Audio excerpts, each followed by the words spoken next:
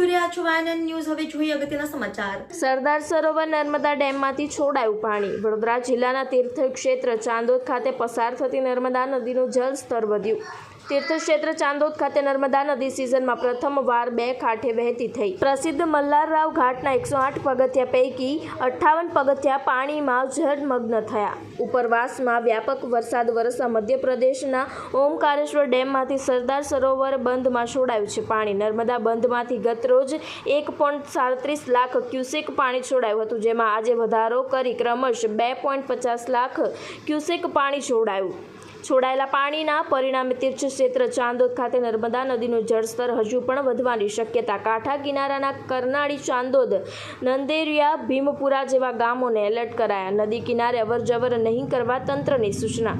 કાંઠા કિનારાના ગામો માટે જીવાદોરી સમાન નર્મદા નદી ચાંદોદ ખાતે સિઝનમાં પ્રથમવાર 2 કાંઠે વહેતી થતાં પંથકવાસીઓમાં આનંદ વ્યાપ્યો। Reporter Uday Pandya, YNN news, Dabhoi.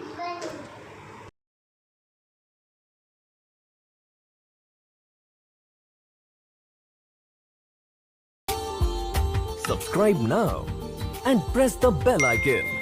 Never miss an update.